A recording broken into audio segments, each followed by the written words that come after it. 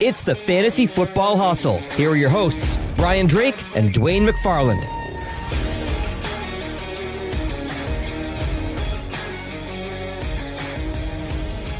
All right, we're talking running backs here. It's the Fantasy Football Hustle. Brian Drake of FightingChanceFantasy.com. Check out FightingChanceFantasy.com because we've got a bunch of new writers. They're doing great things over there. Football, baseball, hockey. We had an article this week. We're going to see some NBA stuff coming. It's going to be great. Somebody who used to be great, and we're going to hope he gets back there, is David Johnson. Now, he was traded, as you all know, because Bill O'Brien is a GM, I guess. I don't know. DeAndre Hopkins went to Arizona. David Johnson, a former stud RB1, is on his way to the Houston Texans. Now, he's going off the board right around the start of the 6th round. RB38 last year. Excellent receiver, okay? Here's the thing. Last year in Houston, they had 79 running back targets. 62 of them went to Duke Johnson. Can he steal a piece of that pie?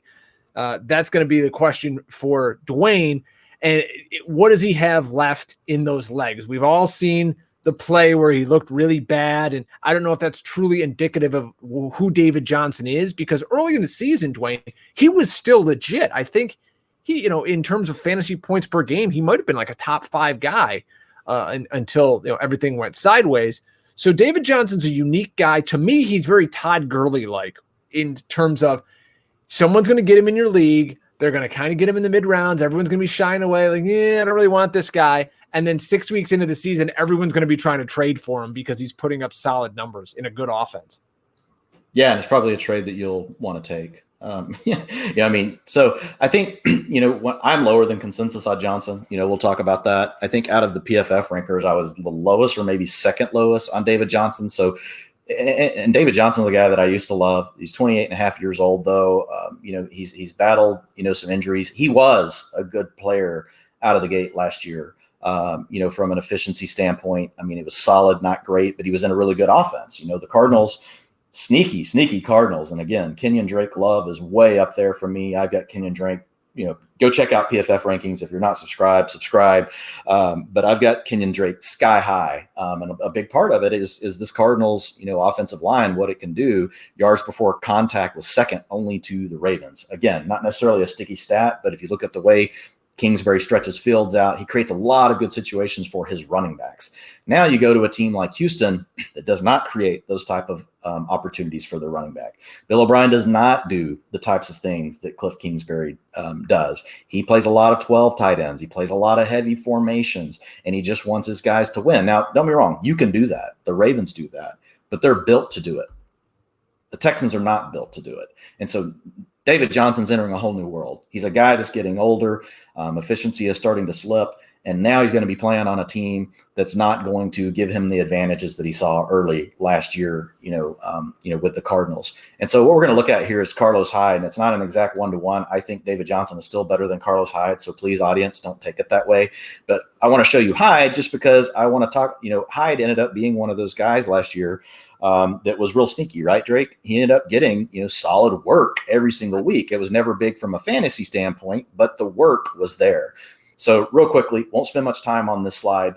Hyde popped up into the RB2 weeks, right? 3 different times, every other time down here. But snaps, this is where I expect David Johnson to be, up here in this range of what we're seeing with Hyde. So that's going to be good. % for you guys listening on the podcast. Yeah. Oh, yeah. Sorry, I got to say that. Yeah, he's going to be in the 60.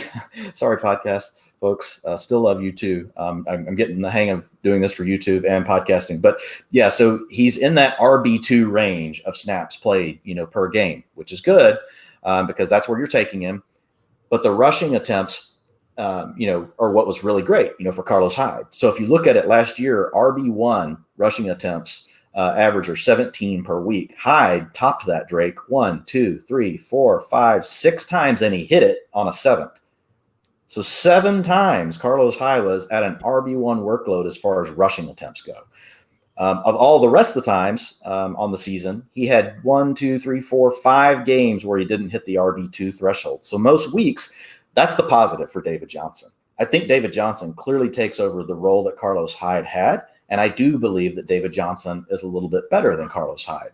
So now let's talk about, the inside the 5 rushing attempts. The other thing is Carlos Hyde got all of that work as well. Inside the 5, he had over 60% of the carries. Deshaun Watson did get a little bit of those, but from inside the 5, here are the percentages for Hyde on the weeks: 50%, 100%, 50, 100, 50, 50, 100, 100. He had a couple of zeros mixed in there. Again, Watson can be a threat, at any time, and then sometimes Duke Johnson steals a little bit of that. But I think what you're going to look at with David Johnson, you're going to have a running back that's going to get over 60% of the attempts straight, and I think he's going to get over 60% of the attempts inside the 5. So that's good, because we've talked about other backs going before him, right, that may not even necessarily get that, or they're getting something similar. The problem is, will David Johnson get what we used to think? We used to think of David Johnson, right, as really this elite receiving back, this elite receiving option. He was really the Christian McCaffrey kind of before Christian McCaffrey, if you go back 5-6 years ago. Last year, Carlos Hyde obviously didn't get any of that work. This is really almost irrelevant looking at this slide, because everybody here knows Carlos Hyde is not a good receiver. He's just not. He's not a good receiver. Teams have tried to give him a chance at it, and he's done okay here and there, but he just hasn't been consistent. But here's my problem around Duke Johnson, Drake. Around David Johnson. It's Duke Johnson. Duke Johnson was traded for as well the year before. And they traded for him to specifically be, right, the guy that's getting the work as the receiving back. And we're talking about, a coach in Bill O'Brien that's really fine mixing this all up. So while the positive is Houston made a crazy trade to secure David Johnson, right? You get rid of DeAndre Hopkins, dumb. Yeah. He does have 3-down ability. The offense is solid, not great. It's not going to create the mismatches he saw in Arizona.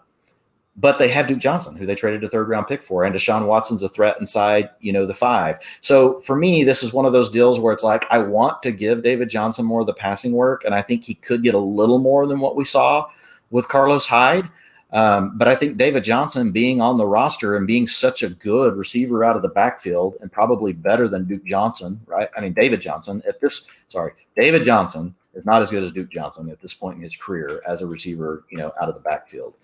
And so when I look at last year and I look at, the utilization of Duke Johnson, God, this is ridiculous having these two guys on the same team of Duke Johnson, right? If you look at his routes per dropback last year, Drake, 53%, 46%, 56%, 60%. It goes on and on and on. 90, 75, 72, 57, 56. He averaged 54% of the routes per dropback last year. Duke Johnson did. I don't see David Johnson getting much higher than the 35%, that Carlos Hyde saw last year. He might get to 40, but I think that, he's going to jump to 50 or 60. I just don't think so, because again, while they did trade, for David Johnson, they traded for Duke Johnson last year, and he's really good at that. Now, what I'll say is the price of 51 is not bad. He's going after the other guys that have similar roles, so you could look at it that way. But what I would tell the audience, is he's definitely not a guy that I'm reaching for, and I'm not building plans around David Johnson. No, not at all. I think we're going to see that with a couple of guys we're going to talk about for the rest of the show here. And we hope you guys are digging it. We're talking running backs here that you might be taking in the 3rd, 4th, 5th, maybe even sliding into the 6th round. It depends how you build your team. If you take a couple of good receivers early, you take that tight end. Who knows? Maybe even get crazy. You take a quarterback early. These are guys you're going to have your eye on. We want you to have the information, because the information is ammo in your draft. Shoot down the bad players. Go and get the players who are going to be high upside and get those money touches inside the 5 and be catching the rock